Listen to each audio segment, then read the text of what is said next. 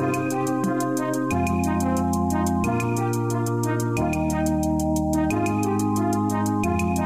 David Pakman Show at davidpakman.com.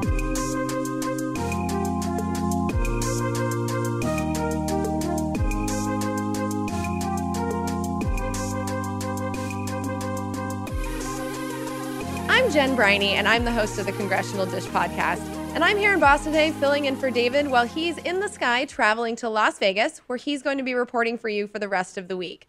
But while he's in transit, I'm here today to tell you about one of the most important laws that's been created since this Congress and the Trump administration began, a law that I feel hasn't gotten nearly enough coverage in the mainstream press. The law I'm talking about is the omnibus government funding law that was signed by President Trump on March 23rd. This law funded all of the operations of the federal government for 2018, and they only completed it 6 months late. The way this law was created is a straight up scandal, or at least I think it should be. And so today I want to tell you the story of how that happened and about a few things that hitchhiked their way into law as attachments to this must-sign piece of legislation. But before I start this story, let's do a little refresher on our Schoolhouse Rock. I know that the audience members of the David Pakman Show are very knowledgeable, but sometimes we just need to be reminded about how a bill becomes a law. Because the way this has to work, really, is that a bill needs to pass the House of Representatives and the Senate in identical form and then be signed by the president. The part of the government that Congress needs to fund every year, the part that governs most of the day-to-day operations, is divided into 12 categories. And so there's supposed to be 12 different funding laws, one per section, that are signed into law by September 30th, the end of the fiscal year, every year. Now, there are 12 committees. These are called appropriations committees. Appropriations is a fancy word for funding, but there are these 12 committees in the House of Representatives that are responsible for creating the 12 different funding bills. Now, for 2018, that actually happened in the House of Representatives. The 12 bills not only passed their committees, but they also all passed the House of Representatives. However, the Republicans attached so many non-essential ideological measures to those bills that they were basically dead on arrival in the Senate, where some Democratic votes are needed because the Republicans don't have a veto-proof majority. And so when the deadline came last year to fund the government for this year, on September 30th, Congress had completed exactly 0 of the 12 funding laws, which led to a parade of continuing resolutions. Now, continuing resolutions are funding laws that are simply and thoughtlessly extending the funding levels from the previous year. And when federal agencies have to operate under a continuing resolution, they're not able to start any new projects or do any long-term planning, and so the agencies hate them.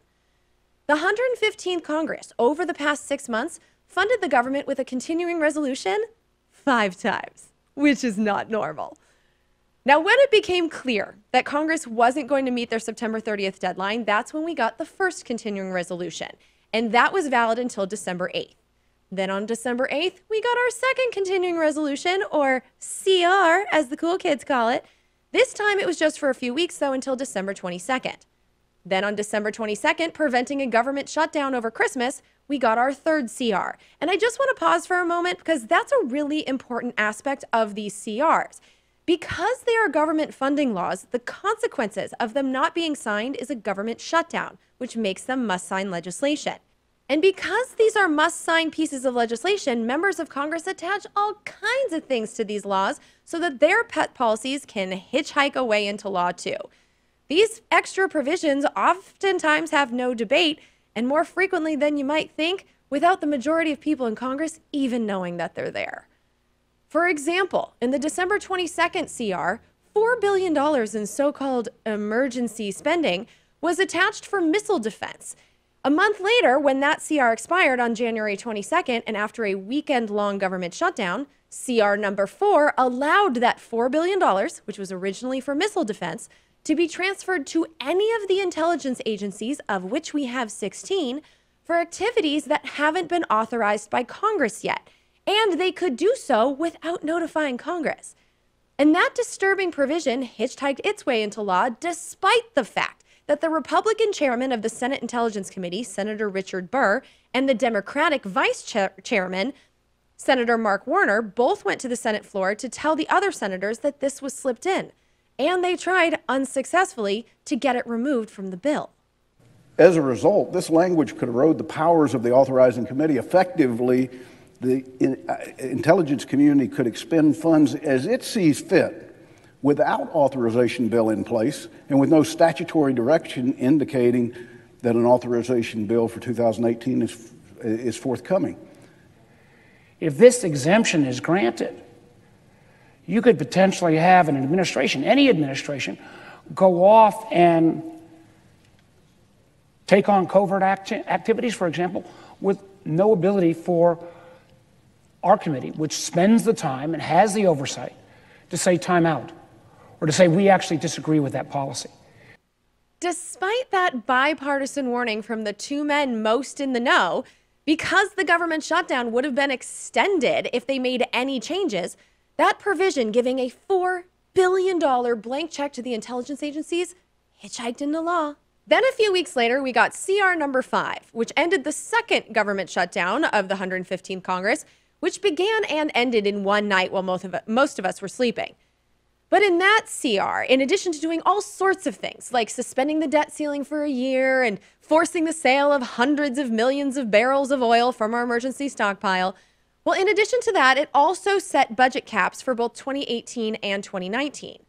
Which is why when the government was finally funded for 2018, halfway through the fiscal year on March 23rd, it was able to blast through the previous budget caps and spend $1.3 trillion, far more than last year. But I'm not going to focus on the spending for this story because I want you to understand how this bill became law. Because the text of the bill was released at 8 p.m. on Wednesday, March 21st. The text was 2,232 pages long. And the reason it was that long is that they funded the government by taking all 12 sections of government that were supposed to be separate bills, and they funded them with one monster of a law known as an omnibus. Keeping in mind that the omnibus was law by lunchtime on March 23rd, it's a problem that the 2,232-page text of the omnibus wasn't given to the vast majority of the members of Congress or the public whose money is being spent until 8 p.m. on March 21st, less than 48 hours before it became law. And this is the situation our members of Congress found themselves in. This is Representative Jim McGovern of Western Massachusetts in the Rules Committee hearing. This was the only hearing that took place about this bill. He's speaking at about 11 p.m. on that Wednesday, March 21st, about 3 hours after the 2,232 pages of text was released and 2 hours before it passed the committee. I'm going to tell you in advance, I'm probably not going to have very many questions because I don't know what to ask. I know that there are some things here that I will like and some things I don't like. What I'm worried about is the stuff I don't know. This is 2,200 pages that we just received. Even if I went to the Evelyn Wood Speed Reading School, I couldn't get through this in time for the vote. And I point out, and this is not your fault because you have no control over this, but this process leaves a lot to be desired, and for the life of me, I don't know why we go from one crisis to another crisis to another crisis. I mean, the urgency now is that if we don't do something quickly, we're going to shut the government down again, and there's got to be a better way to do this, and one in which people actually know what they're voting on. And so, despite the fact that it was literally impossible for anyone in Congress to read it, the omnibus passed the committee at about 1 a.m. And then 12 hours later, by 1 p.m. on March 22nd, it passed the House of Representatives 256 to 167. The vote wasn't even close. And then the omnibus went to the Senate, where it didn't pass until 12:21 a.m., which was longer than most of the senators expected it to take. And there was a senator who complained publicly on the Senate floor to Mitch McConnell's face about the bill being passed at 12:20 a.m., but not because he didn't have a chance to read it. Oh no, Senator Bob Corker of Tennessee was irritated because he was awoken from his beauty sleep for the vote. Here's what he said. I had called down earlier and asked the secretary if we're not going to vote by 10 o'clock, if we could just vote at 8 o'clock in the morning. I mean, this is ridiculous. It's juvenile. This is a juvenile process that we go through every time we do one of these.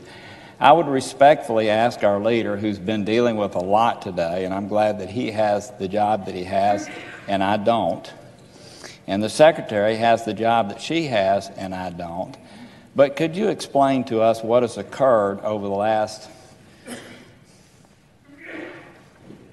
11 hours that keeps us here voting on a bill that we all know is going to pass regardless of how we vote on it, that has kept us from just going ahead and voting? And could you explain to the body just very quickly what has happened? And could we in the future possibly try to resolve these things at a decent hour or come back the next morning and vote? He was sleepy. That was his problem with this process. But it turns out that we did find out the reason why the vote on the encyclopedia-sized bill that no one read took a whole half a day to pass the Senate. And hat tip to Mike DeBonis in the Washington Post for telling us this story. But it turned out that it got stalled all day by Senator James Risch of Idaho because he wanted a provision removed. Now remember, the bill had to pass the House and the Senate in identical form, and so amending the bill in any way would have required the House to vote again. And many members of the House of Representatives had already bounced for their 2-week vacation by the time the Senate was voting. And so his request was a big one. It would have likely led to a third government shutdown of the 115th Congress, and Senator Risch knew it. And so what provision was so important that James Risch threw a hissy fit to get it removed? Well, the provision he was against was one that renamed the White Clouds Wilderness in central Idaho after Idaho's former governor Cecil D. Andrus, who died last year. Apparently, Senator Risch and former Governor Andrus hated each other. And so this vindictive senator was willing to shut down the federal government to prevent the former Democratic governor from being honored even in his death. He also did this despite all of the things in this bill that could actually have been objected to for policy reasons. And here's the thing about Senator James Risch, because he's not really one of the famous ones. I didn't really know anything about him before hearing this story. But if we allow the Republicans to keep the Senate in November, you probably will hear about him much more, because this is the senator who would be most likely to become the new chairman of the powerful Senate Foreign Relations Committee, which is overseeing all our war things, after Senator Bob Corker of Tennessee retires. Uh-oh. Anyway, the next day was the deadline day, the day that this thing had to be signed. And it was also the day of the funeral for Representative Louise Slaughter of New York. And it was kind of crazy to me that this was the day that this was going to be signed into law, because Louise Slaughter was one of only 4 Democrats that sat on the House Rules Committee. So she would have been in the only hearing about this omnibus, and she would have been furious, and for all the right reasons. But anyway, while her funeral was taking place, the bill had passed the House and it had passed the Senate in identical form, and all it needed was Trump's signature.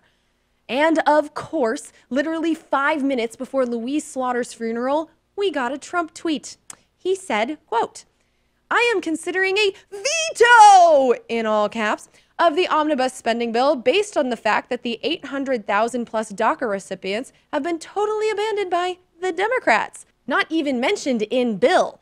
And the border wall, all caps, which is desperately needed for our national defense, is not fully funded. And then he signed it 4 hours later. And so that's how the Republican Party is funding the operations of our government. And as their employers, how does this story make you feel about their job performance? Please make sure to call and tell David at 219-2-DAVID-P. The David Pakman Show at davidpakman.com.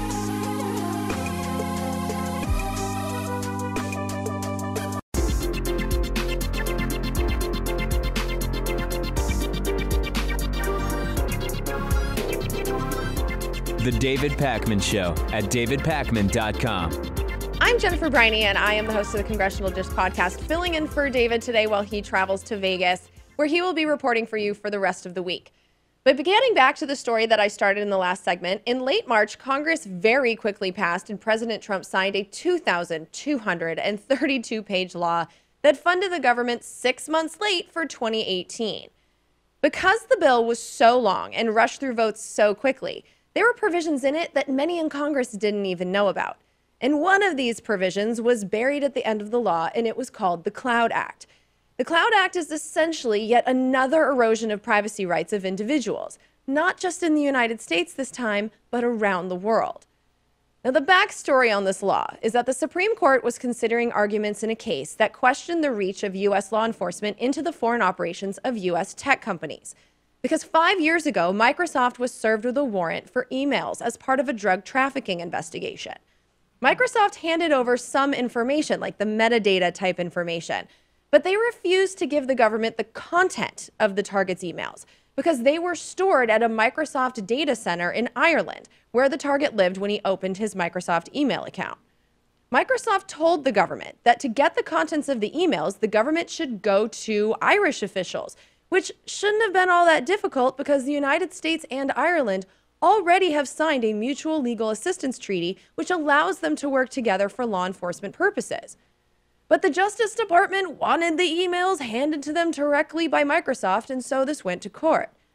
But instead of letting the courts decide, someone in Congress, probably Senator Orrin Hatch of Utah because he wrote it, but someone slipped the Cloud Act into the must-sign omnibus, which essentially blew up the Supreme Court case. What the Cloud Act does is that it essentially says that warrants like the one issued to Microsoft in the United States would apply to data stored overseas, but the new law lets tech companies challenge the warrants in court if they think that complying would break the law of the country where the data is stored. And I guess that's a good thing. But the thing is that the law went further than that. It also allows foreign governments to get the contents of communications stored in the United States. Now, an order issued by a foreign government will have to identify a specific person, account, address, or personal device, and the order has to be for a fixed, limited amount of time. And one good thing here is that these orders by foreign governments are subject to review by our courts. But the question then becomes, what foreign countries would be eligible for this partnership? Because not all countries are great countries when it comes to civil liberties, human rights, like who can we trust? Well, that's where this law gets more troubling because it allows the U.S. Justice Department to enter into executive agreements with other countries to set up this information sharing relationship. Before the Cloud Act, if a foreign government wanted to get this kind of electronic data from tech companies for an investigation, they would have had to have signed one of those mutual legal assistance treaties with the U.S. government, which requires ratification by the U.S. Senate. But the Cloud Act, which is now law, allows the Attorney General almost single-handedly to sign executive agreements with other countries that would allow foreign governments to get data hosted in the United States, just as long as their target is not American or living in the United States. All the Attorney General would have to do is submit a certification to Congress that the country is basically cool with civil liberties. But the certifications written by the Attorney General are prohibited from being reviewed in our courts. And so basically, if the Attorney General says the other government is trustworthy, that's it. Case closed.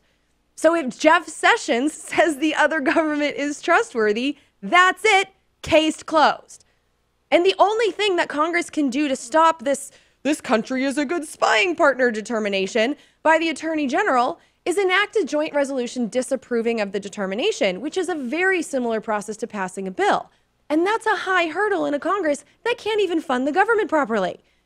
And so basically, the Cloud Act really lowered the bar for intergovernmental partnerships for sharing the contents of digital data, because these relationships used to have to be created with legit treaties ratified by 2/3 of the Senate.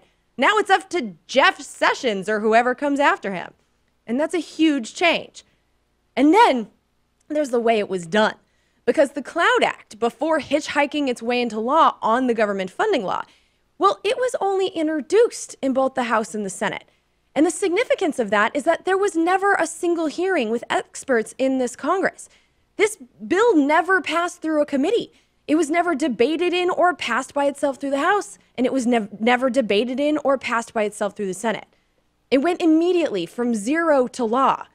And this is why funding the government in these big monster omnibus laws is so dangerous, because you never know when stuff like this is going to get slipped in.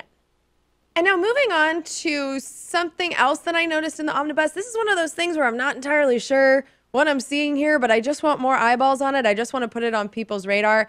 And this is related to the intelligence community, our secret government. And to really understand what I'm going to show you here, I know it's a little wonky, but to really understand it, you need to understand that there are 2 steps that Congress needs to take to give agencies the authority that they need to do whatever it is that they do. I mean, especially when it comes to the intelligence agencies, like, who knows what they do? But the first step is the authorization step. And so these laws tell the intelligence community what they're allowed to do with their money. And then the second step are the appropriations bills, the funding bills, which gives these agencies the money to do what they're authorized to do. Well, for 2018, the intelligence authorization, that first step, hasn't been completed yet, in large part due to the Russia investigation led by Chairman Devin Nunes that turned the House intelligence community into a partisan game of memo dodgeball.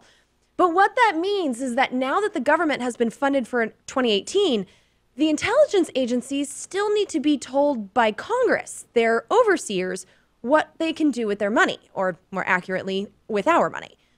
Well, in 5 out of the 12 divisions of the omnibus, I saw a provision that appears to give the intelligence agencies free rein to do essentially whatever they want, at least the way that I'm reading it. And the text is exactly the same in every way that matters in the sections that fund the Department of Justice, the Department of Defense, the Department of Homeland Security, and the financial services sections of the law.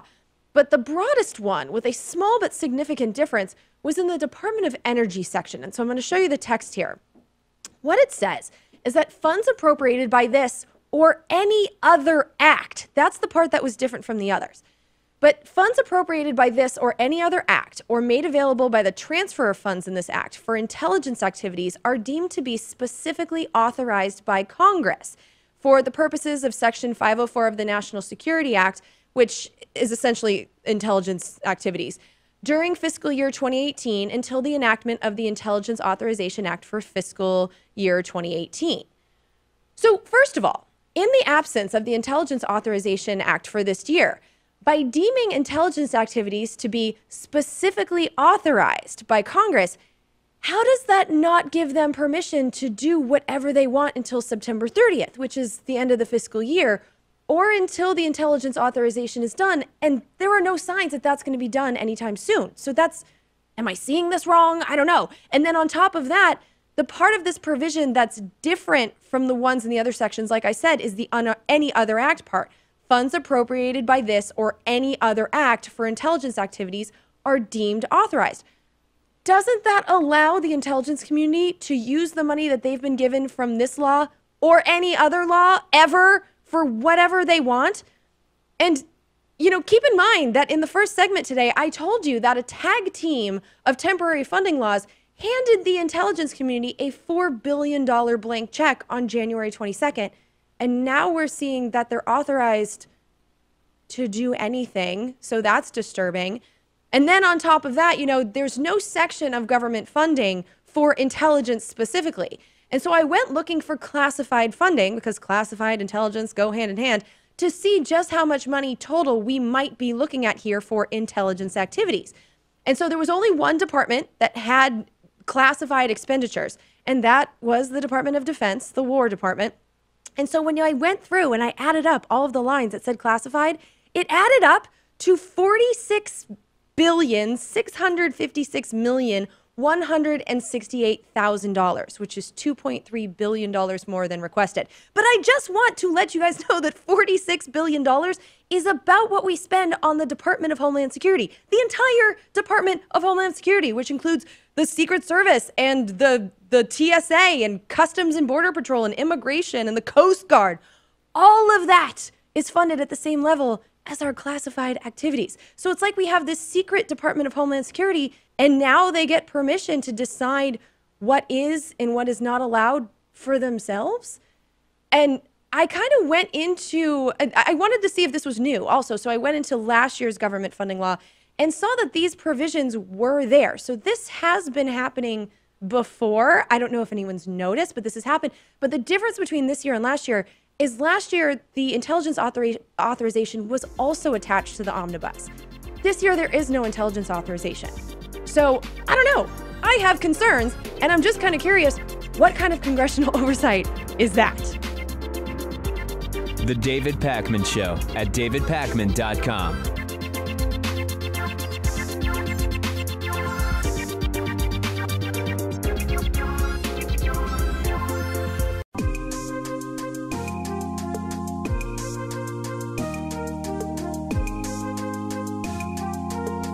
Welcome back to the David Pakman Show. I'm Jen Briney, and I'm the host of the Congressional Dish podcast, and I'm filling in for David today while he flies to Sin City in Las Vegas, where he's going to be reporting for you for the rest of the week. But I'm here today in studio in Boston, Massachusetts, which is a state that has recently legalized marijuana. And then I'm flying home tomorrow to Oakland, California, where we've had so-called legalized marijuana for quite a while. In full disclosure, I have a card. I am experienced in the land of legalized marijuana. It's heaven. It's great to be able to walk in somewhere and know exactly what you're getting. It's so much safer than meeting a guy behind Target to get God only knows what. It's a great system, and I'm in full support of it. So just so you know where I'm coming from here. But I'm also here today in my role as Debbie Downer to tell all of my stoner friends nationwide that there actually is no such thing in the United States as legalized marijuana. Federally, marijuana is still a Schedule I drug, which means that it is as illegal as coke and heroin, and the federal penalties are just as harsh as if you were caught with either of those drugs. But you probably have noticed that I am here today, as are all of your stoner friends. There has not been some giant federal crackdown where all of us are getting sent to prison. We're not seeing waves of stoners being arrested all over the place. We're seeing that with immigration, but we're not seeing that with marijuana, at least not yet. And the reason is that there has been a provision for years that's been attached to the Department of Justice section of government funding that's been fought for hard by members of both parties, in particular Republican Dana Rohrabacher of California and Democrat Earl Blumenauer of Oregon. And here's what that provision says. It says, none of the funds made available under this act to the Department of Justice may be used with respect to any of the states of, and then it lists 46 states and D.C., Guam, and Puerto Rico, to, quote, prevent any of them from implementing their own laws that authorize the use, distribution, possession, or cultivation of medical marijuana. Now, if you read that closely, you'll notice that that does not legalize it. It defunds enforcement, and there is a huge difference. Because in the Obama years, which is when all of the state-level legalization happened, you know, the Justice Department, with his attorney generals in charge, they didn't want to crack down on marijuana. So this was enough, you know, or at least it wasn't legalizing marijuana, but we weren't in any danger. But now we're in the era of Jeff Sessions, and his personal views on marijuana are fairly well known. This drug is dangerous. You cannot play with it. It's not funny. It's not something to laugh about. And trying to send that message with clarity that good people don't smoke marijuana. And so with that in mind, here's what he said about enforcement of federal marijuana laws during his Attorney General confirmation hearing in January of 2017. One obvious concern is that the United States Congress has made the possession of marijuana in every state and distribution of it an illegal act. So if that's something is not desired any longer, Congress should pass a law to change the rule. It's not so much the Attorney General's job to decide what laws to enforce. And Congress has not changed that law. What they've done here is that they're preventing Jeff Sessions or whoever is Attorney General in the next 6 months. You never know when Trump's going to go on another firing spree. But they've prevented the Attorney General from using money to go after medical marijuana users, growers, and sellers only. Only medical marijuana people. And not in every state. You know, this provision leaves out states and territories from this enforcement prohibition. Because in that provision that I read you, there were only 46 states included. And they also included D.C., Guam, and Puerto Rico. Excluded from that defunding of enforcement are the Virgin Islands, the Northern Mariana Islands, Kansas, South Dakota, Nebraska, and Idaho. And so marijuana possession, use, and sale in those locations is federally illegal everywhere, but they're able to enforce those laws with Department of Justice funds in those locations in any way that they want to. But in every state, regardless of state laws, recreational and other rights granted by the states are still enforceable by the federal government under Jeff Sessions. And don't take my word for it. Here's Representative Jared Polis of legalized marijuana state, Colorado, expressing his concerns during the Rules Committee hearing, the only hearing that took place about the omnibus. Mr. Chairman, so states like Colorado and many others have a licensing system for medical marijuana and also a licensing system for recreational commercial marijuana. That's correct. We also have the constitutional right in our state for residents of our state to have up to 6 plants that they grow in their home for their own use. That's a constitutional right in our state. The voters put that in the Constitution. So those are not protected by what is known as the Rohrabacher, Blumenauer language. So it provides a small degree of protection for some of the medical dispensaries in our state. That's what I'm suggesting. But most of our dispensaries offer the commercially regulated marijuana, and it offers no protection for those who are exercising their constitutional rights in our state. And again, it is a constitutional right in our state constitution. And so here's my point in telling you this today. We need to get that law changed federally. It's important because we're now at the point that 46 states are allowing, you know, with their states' rights or whatever, allowing us to use at least medical marijuana, and more every single election are allowing recreational marijuana. But federally, we can't allow it to stay illegal. Now, here's the good news. The good news is, like I said before, this provision was fought very hard for by Representative Dana Rohrabacher of California. This guy is not a progressive. This guy thinks that global warming is ridiculous. But when it comes to marijuana, he is conservative in the fact that he believes in states' rights. And he is a Republican who has made sure that this was in the law. That should give you hope, because there are Republicans who do believe in states' rights. And they also don't really want to have the backlash from all of the people in their states that are using marijuana, because there's a lot of us. And so this is something that, even though the Republicans are controlling all 3 branches of Congress, I actually think that if we applied some pressure, we could get this law changed. And also, I mean, Donald Trump has the pen. He'd be the one signing it into law. But do you really think he's against it? You know, I just don't. And so right now, there's a lot of people who I think want marijuana to be legalized, and a lot of people who think that it actually is, because we use that phrase. But the truth is that it isn't. And until then, we need to pressure our people in Congress on both sides of the aisle. This is one where if you live in a Republican state, it is worth pressuring your Republican member of Congress. I think they're open to it. And we need to be careful. You know, I know a lot of us like to fly with our edibles. And the thing is that is the TSA. That's a federal agency when you go through those security lines, and that is federal jurisdiction. That's where you can get in a lot of trouble for it. If you're in those 4 states, what was it? South Dakota, Idaho, Nebraska, one other, and Kansas. Yeah, those 4, just don't have it is my advice. I'm not a lawyer or your mom, but I think it would be a good idea to just don't bring it to those states. It's still very much illegal. And if they wanted to do a crackdown, not necessarily for marijuana, like if they wanted to get me, for instance, for telling you these things, this is a way that they could lock you up legally for resistance, and you'd be breaking the law. They could do it. So there's a lot of reasons to try and get this federally done, and we don't need to wait for this one. We really don't. In fact, the Republicans might like to say that we legalized weed for the 2018 election, that it actually could help them. And yeah, so what I'm saying is there's hope, and you should write to your congressmen and senators right now. There's no reason to delay. The David Pakman Show at davidpakman.com.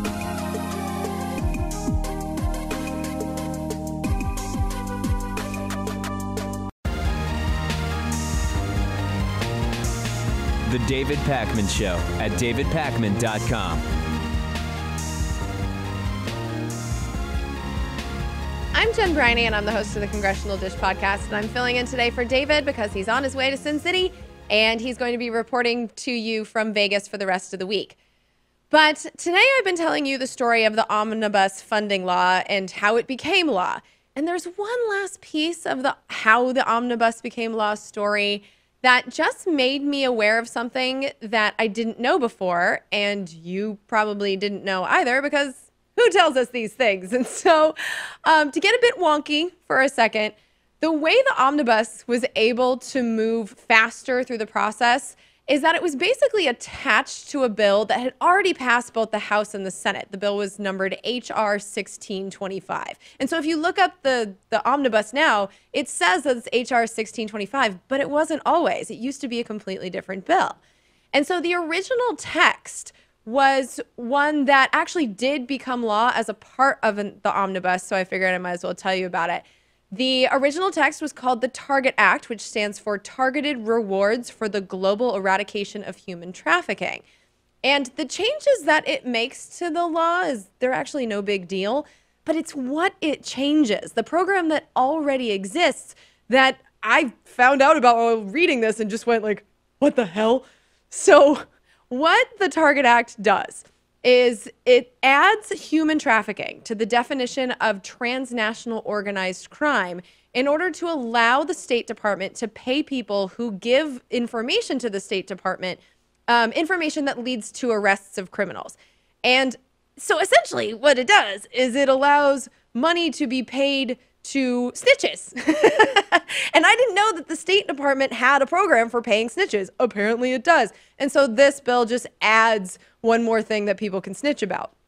Now, this Cash for Snitches program allows the State Department to appropriate, quote, such amounts as may be necessary, unquote, which is kind of unusual. I mean, I read these bills a lot, and it's kind of unusual for an agency to determine its own funding levels. That's generally what Congress is for.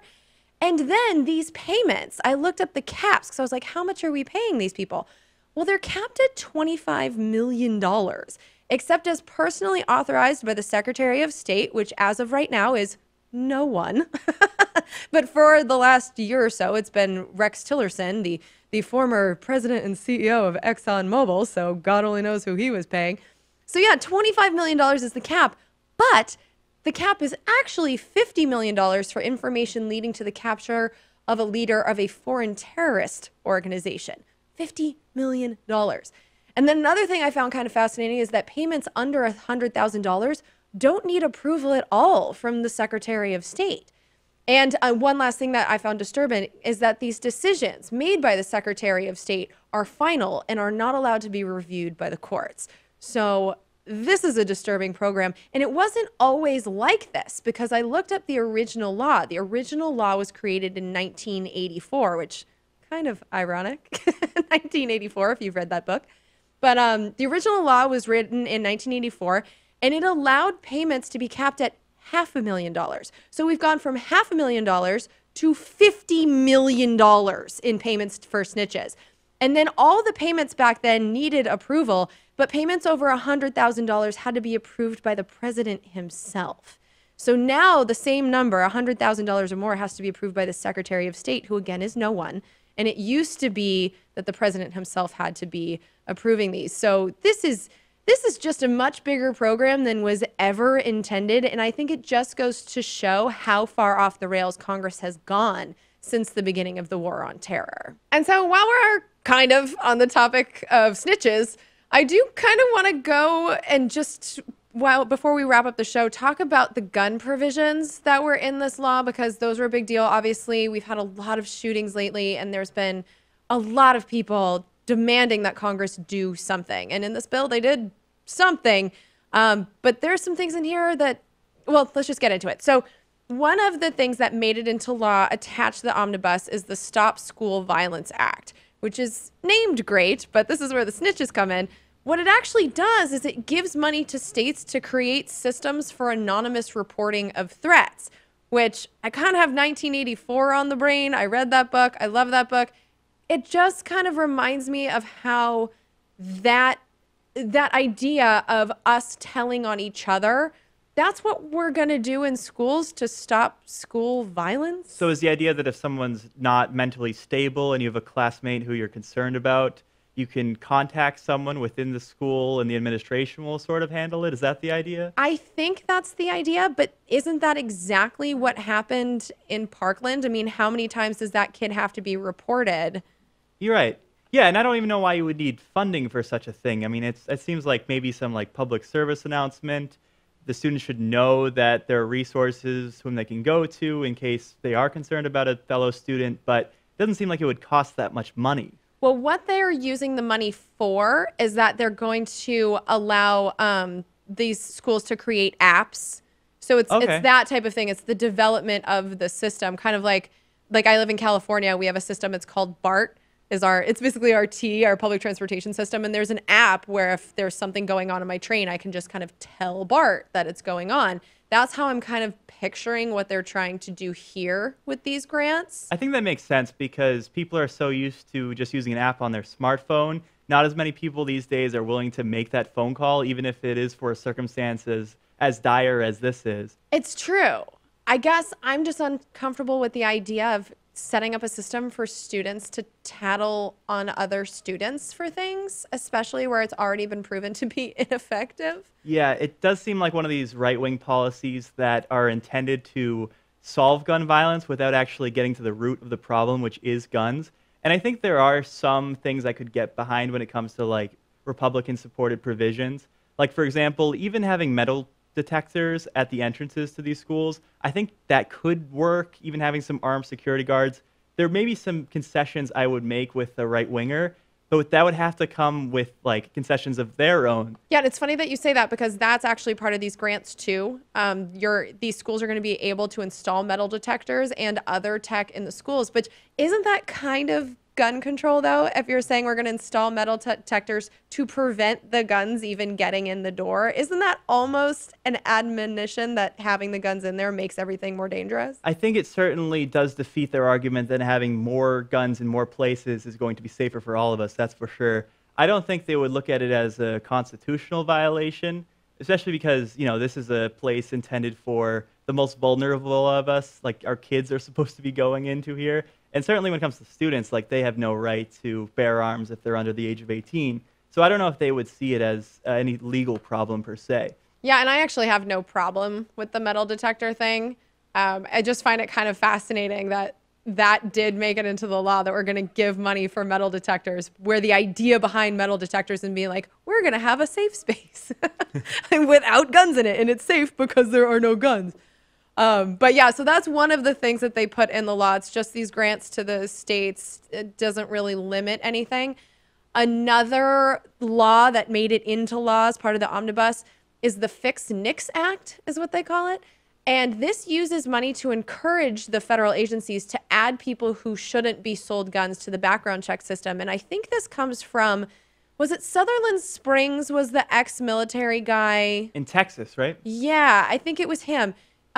Where he was supposed to be on the background check system because he had been either prosecuted or something for domestic violence, but he was supposed to be on the list, and the military never put him on the list. And so I think this is a solution to that. I guess, I mean, it's good and all, but I think a similar thing happened in Charleston, South Carolina, Dylan Roof. If the background process was just a little bit longer, if it took like a few more days, potentially that shooting wouldn't have happened because he wouldn't have been able to get access to a gun.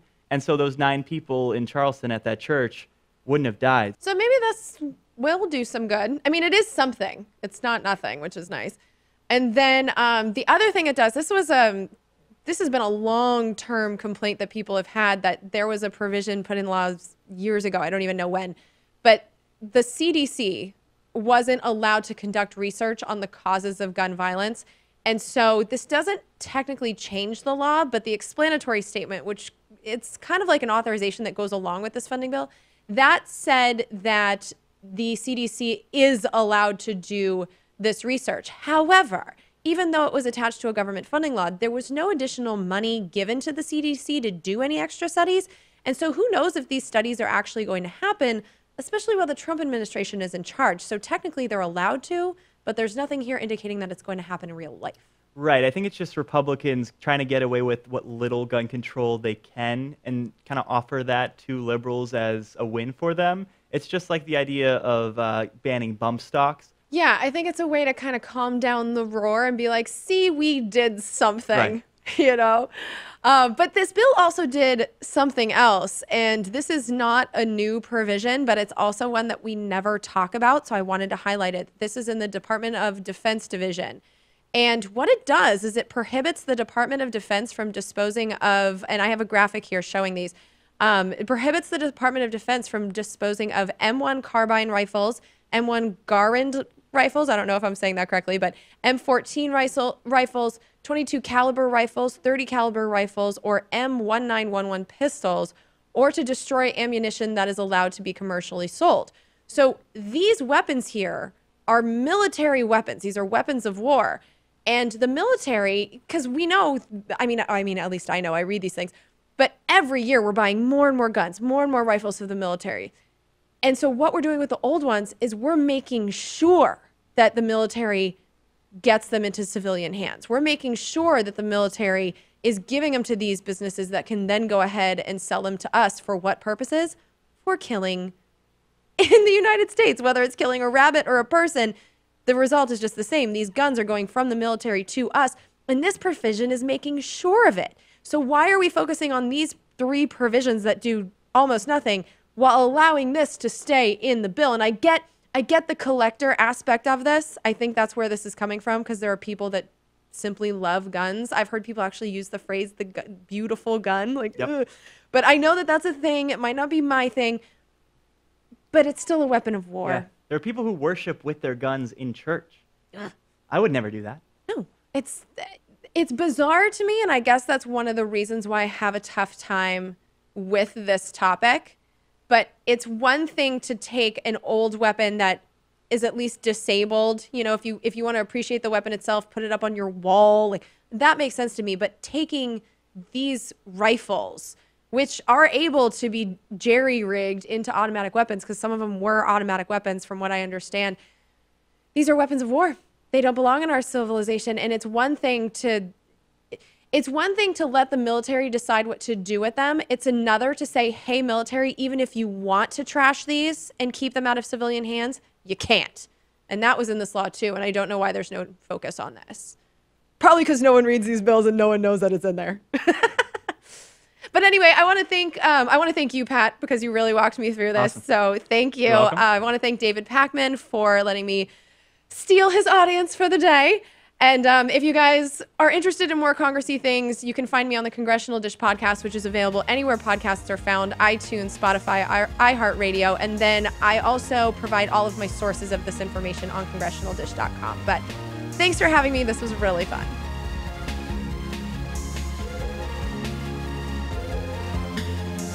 The David Pakman Show at davidpakman.com.